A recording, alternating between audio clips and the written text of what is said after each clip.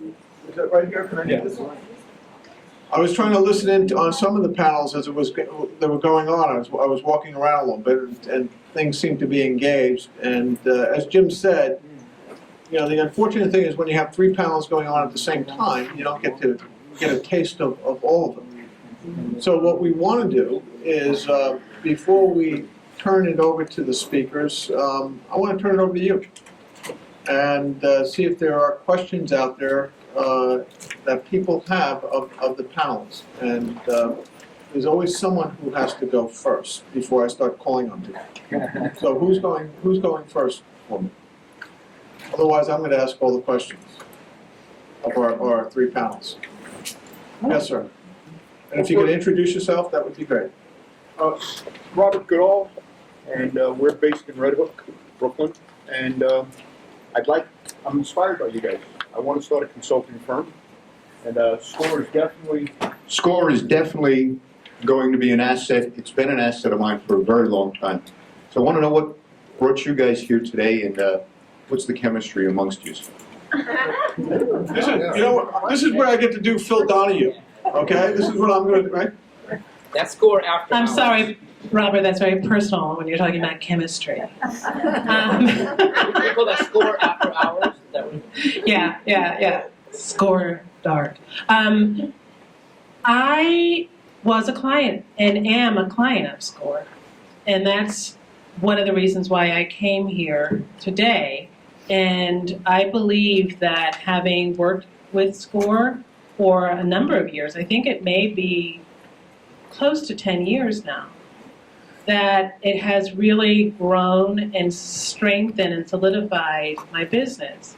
So in any opportunity that I might have to give back, then I would be really happy. And there's my SCORE mentor counselor there, Judy Katz, who, you know, not only is she there when I have a meeting or I have a problem, we have emails together that have helped. She came to my book signing. I mean, so that's the progression of how things change when you're involved, and I really wanted to give back.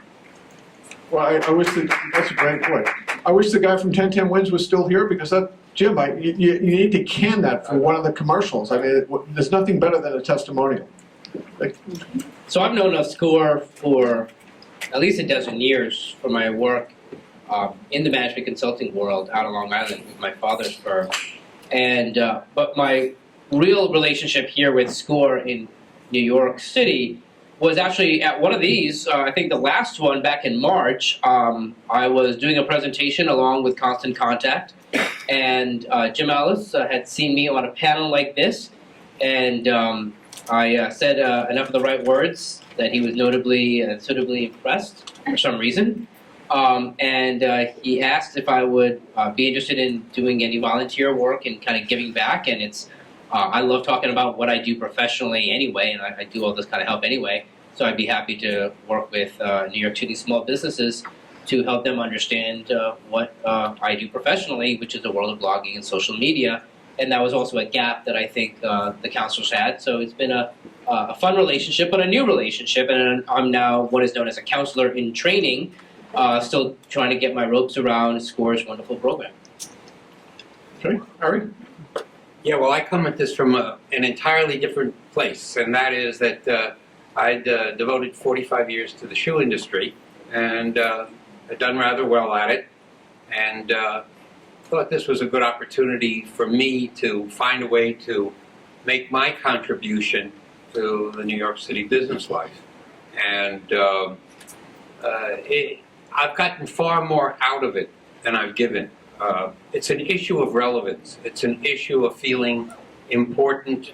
It's an issue of knowing that there's a reason why you're there and that you're doing something that's significant and that you're really helping people. Mm-hmm. So for me, it's provided me with energy. It's provided me with camaraderie.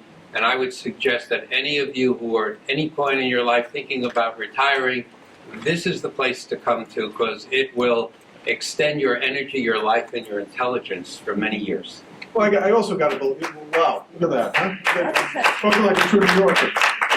I got to believe, Harry, that what you have to offer to people who are coming into business now, and to all of you, is a wealth of experience and that feeling of that connection to New York. I had a number of people, who stopped me on the way in and said to me, where should I invest? I'm not in that business, not yet. But, I'm sure what you could end up offering is that New Yorkers' feeling about how this city ticks and what has taken place here. Yeah, well, there are an awful lot of organizations in New York that provide counseling, and there are a lot of young, bright people who will take you through what are the mechanics of how to incorporate, how to seek legal advice. But the one group that can only provide that kind of real experience and knowledge and wisdom from a lifetime of having worked in an industry is SCORE. That's a very unique quality, and I think it's that which separates us from everybody else. And it's a wonderful thing because in the 10 years that I've been here, and I'm a former chair of SCORE, during that 10 years I have, I would say, at least 10 or 12 new family members. And these are all clients of mine who call me up regularly, who ask me to monitor their progress, and who I provide assistance to. And I've been to a lot of newborns and bar mitzvahs and weddings and every other thing imaginable. And that's all part of really being an essential part of this community, because what we give is not just information and knowledge, but it's real support. And that support is something that is a commitment, goes way beyond the surface of just giving some easy, quick answers.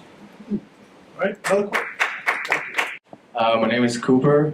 How you doing? I'm in the diamond jewelry industry, e-commerce, and we're really in our infancy right now in building a website, building the platform right now. And my question to the panel, maybe even to the audience, is to think of a name for the brand, because we really want to brand out. Does the word jewelry or diamonds, does that need to be in the title, or can it be left out? Because I'm looking for something that obviously stands out, but also something we can brand and develop later. Thank you. Robin, do you want to start? You got that mic in there. He's asking, do you need to have the word diamond and jewelry in your business if that's your business? That's your sole business? Diamonds? Diamond jewelry. Doesn't necessarily need to be in the title, the name of the business. What I would say is that whatever your title is, it needs to evoke what it is that you want your customer to react to. So some people sell diamonds because they're luxurious and they're hard to get and they're expensive. Some people sell jeweled diamonds because they're beautiful and they adorn people. And so what you want to do is you want to figure out the name that evokes the feeling that you want to represent and that you want to display, share with your customer. So so it may not have to have the words in it, but in the photo or the picture or the feeling or whatever word you choose, whether it's brilliance or shine or something like that, that is going to make the customer, so it's about them, it's not about you, like I talked about in my workshop. It's like, what do you want them to feel? And while I have the mic, I just want to say, as a SCORE person, you don't have to stick and you're not glued. I got some fabulous advice also when I dipped into Jim Ellis. So you're not married to one counselor either. But that's my advice about your business. Yeah, I'll probably ditto that. I don't want to take up too much time. I'm more partial. I've helped name a number of things. I'm more partial to descriptive things, and kind of making up words around descriptive. I like people knowing what it is, and not having to think too hard about it. But that's just my personal taste. So I think, because for me, I like knowing what it is as opposed to having to try to decipher it. So, if you are gonna, and I think feeling is very important. Client, customer-centric is extremely important. All of that makes it very easy for them to remember and to write out. and remember that they are typing this into a website or into a search engine or a web address. The web address should be available, it should be easy to write, it shouldn't be a complicated word that's hard to type or hard to pronounce. You yourself know that you're an international person yourself, so around different languages, all these things should be taken into consideration, especially in the jewelry and diamond district, that you're dealing with international folks, where English may not be their primary language. The title of the book is often the toughest, isn't it? Huh? Who's next? 1, 2. Vic, can you talk a little bit about the use of the internet these days in businesses? It's amazing to me, over my 12-year experience, how many small businesses was not using the internet or social media. What has been the penetration rate? And I hear some, small businesses that have told me is like, I don't need the internet. I don't need social media, or social media is another task that I now have to manage, and I have enough complexity in my life. Well, I think all those things are true. Most of us are drowning in email, and now we get to drown in a Twitter stream and a Twitter feed. So I would almost agree with that. I don't know if you necessarily need social media and blogging and email newsletters. I wouldn't want to say that you do and brush the broad stroke. I think one thing to really understand is, are your customers and your clientele, are they interested in social media? Are they interested in connecting and engaging with you through these media like email and blogging and other types of related technologies? If they're not, then maybe it is a waste of time. So I wouldn't want to say immediately this is a tool for you to use. It may be a tool for you to use to connect with your vendors and suppliers, and if you're a network type company, you have other players involved, so it may be useful in that regard. But from a marketing standpoint, I would probably think that at the very least email has a role in your company. We say that not every business is in technology, but every technology is in business. So from that aspect, probably social media is impacting you in one way or another, and is an opportunity to be part of the conversation. Because while they're not talking about using your product or service specifically by name, they may be expressing a need or a frustration or a desire that you can help solve and fulfill, and that conversation is happening possibly and potentially through the social media world. And if you can be part of that conversation, even if your competition and industry isn't, well, maybe that's a step in the right direction. So from that aspect, there's definitely something to attend to. And demographically thinking of it, just knowing 5 years from now, the 13-year-olds will be 18. The 18-year-olds will be 25 or something of that sort. That's 7 years. So mathematically knowing that years go by very quickly. So before you know it, the young adults are going to be in an older adult community. The teenagers are going to be young adults, etc. So if you have longevity to your business, you're planting seeds now that become relevant in 3 years from now. And if you think about it, 3 years goes by very, very quickly. So from that aspect, the trends are showing that the internet isn't a fad. Yes. There you go. Sorry, everyone else can hear you. I just wanted to add to that. My customer base was maybe 45 and up, woman. And I moved down to a different location, and now it's a multi-generational store. And my lady was almost retired, 60, never do a social media. She hates all that stuff. So the only thing I would do was Facebook, maybe, if I wasn't bothering them too much. But my demographic changed, and social media to me is very generational. So now I have a lot of NYU students coming in, shopping with their mom, their grandmothers.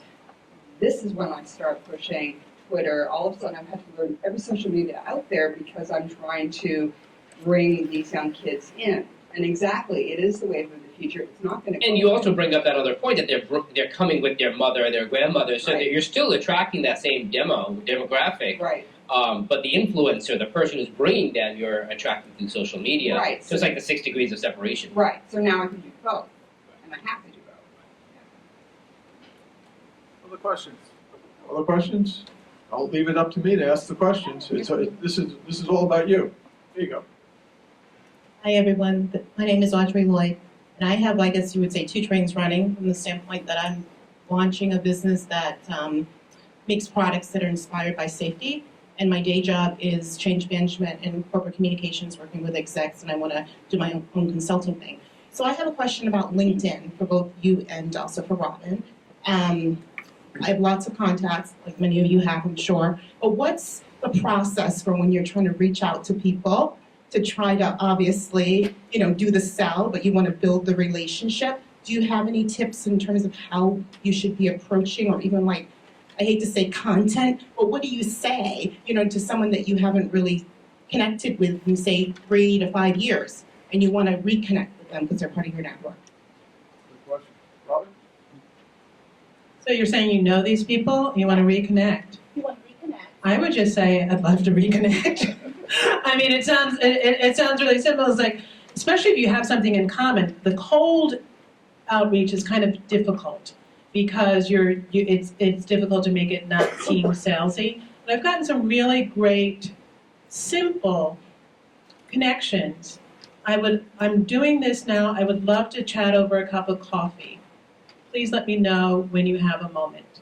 I mean, it can be as simple as that.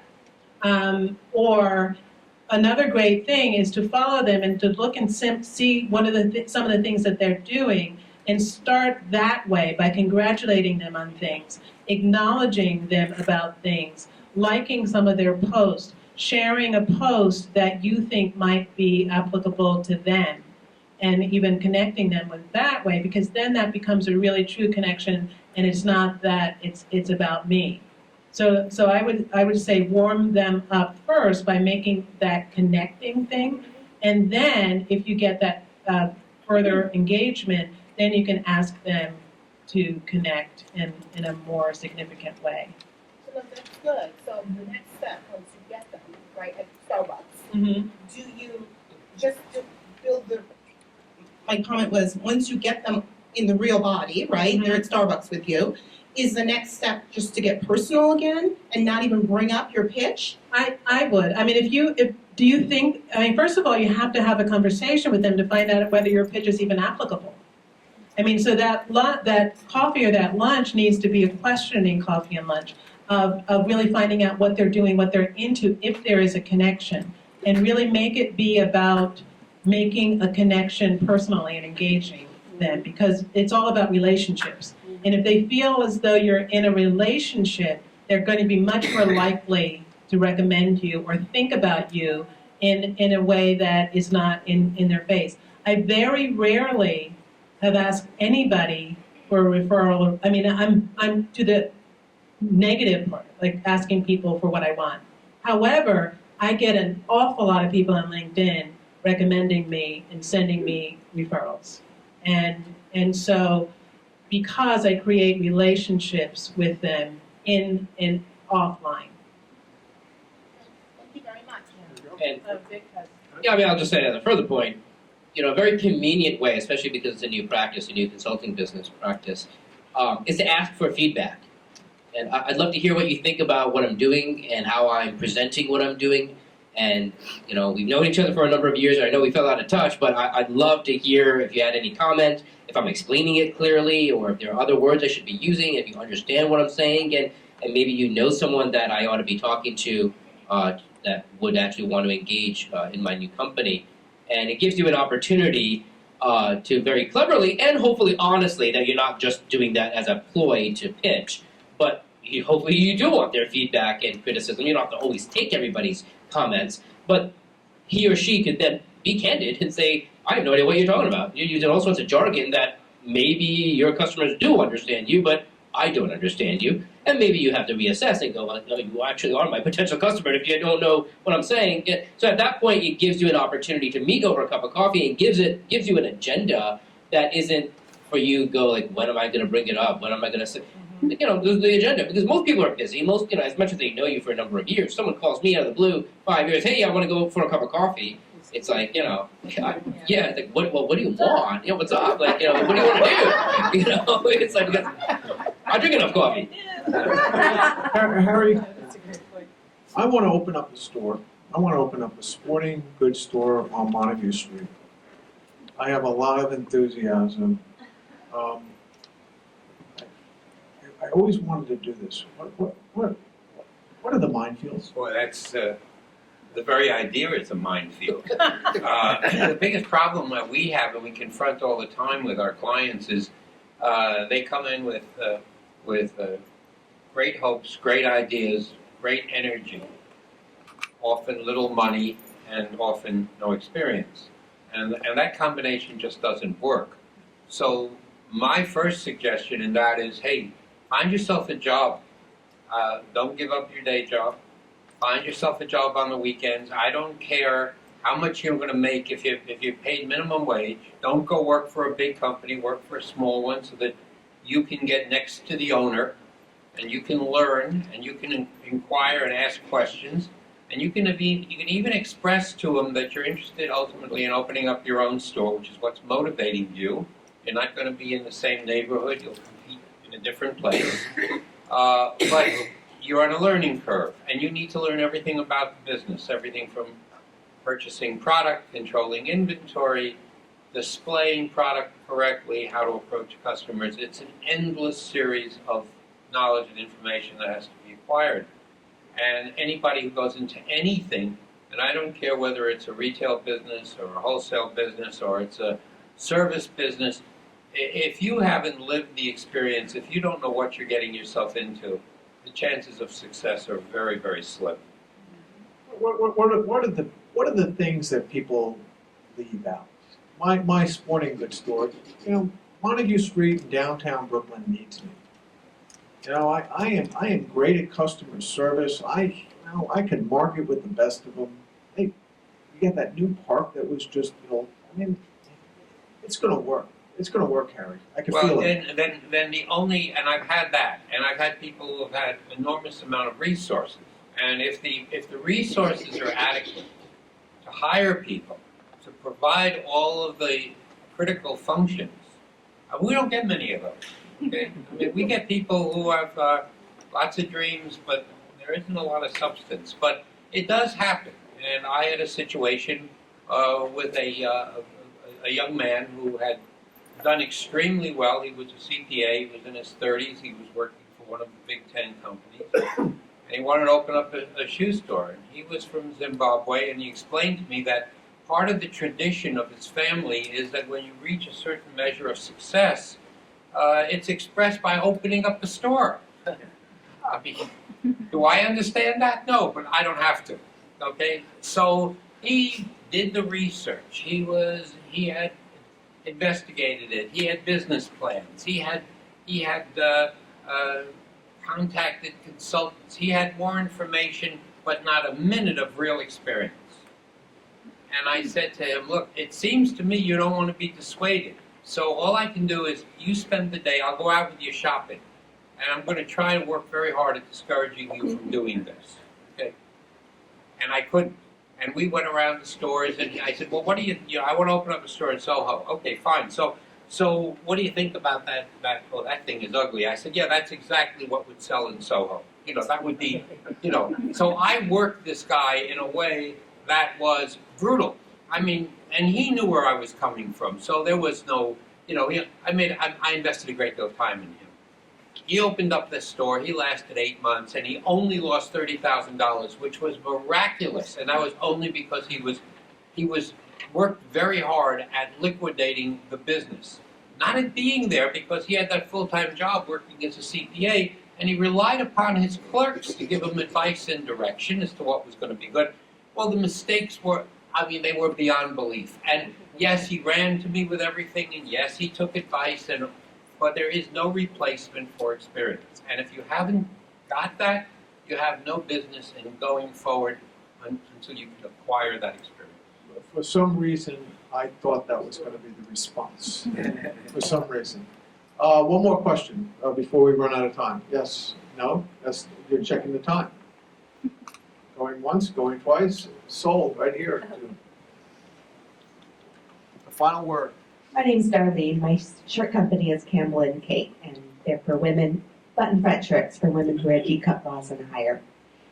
And my question is, if you're at the bottom of your capital, you are kind of at a crisis point, decision-making point, Can you go and get a part-time job and make your business work, or do you just need to quit and go for a full-time job? Great question, great question. Who goes first on this one? Okay, well, the first thing I'm gonna do is, and I think you're gonna come and see me. Yeah. And then we'll spend some time together. And I wanna be able to more clearly test the realities of your situation in terms of what is it gonna take for you to be able to continue? How can we modify our plans? How do we bring whatever controls we can to the situation and keep it alive? So, I think anybody who gives you an answer to that in any way, but that's quick and easy, it's a flip answer, it's meaningless, and you're sitting here and you'll come see me and then we'll really get into it and talk about it. Anybody else? All right, and here's the final word, right here, Jim. Thanks, Rob. What a great panel. I just want to finish on the discussion was going on, Rob, about the sporting goods store. I think the SBA did a survey. It came out not too long ago. It was a quote, I think, in one of the materials that we had posted on our website for this event. It was like 9 out of 10 businesses fail. And they fail mainly, there's other reasons, mainly because they lack the experience to do it. I have to just tell you, that's why SCORE exists. We're here to share our experiences like Harry did with the fellow who wanted to start the shoe store. And he did the best he could to try to show him what it would take to do in business. He still went ahead and did it. Well, you have to admire the guy in one sense. He had a lot of energy and he was determined and he was trying. But what you get at SCORE is the experience to help make you successful and for you to be able to see what it's going to take to be successful. That's what SCORE is all about. Harry had a perfect answer, and you get the kind of commitment from the people that work in SCORE and give their time voluntarily to SCORE, like Harry, to go out with this guy and spend hour after hour with him. Anyway, I'd like to thank the panel for what you've done today. Robin, thank you for coming. Rick, thank you as always for being you're going to get there one of these days, a mentor, because you give great answers and you're just a valuable asset to us. And Harry, I want to say a special word for Harry. Harry took care of all the logistics regarding today. So a big win for Harry. Harry and I work together on big events, and it takes a lot of work sometimes, and we actually enjoy each other trying to figure out what we're going to do better, how we're going to not forget something, and usually Harry is the one that makes sure we don't forget anything. So thank you, Harry, for being a great partner. The time has come. We hope you've had a rich day, we hope you've had a fulfilling day, and we hope that you go away with something that will impact your business. Yeah, go away. That's what happens when you're from the South. You speak slowly. You say it comes out wrong, especially in the North.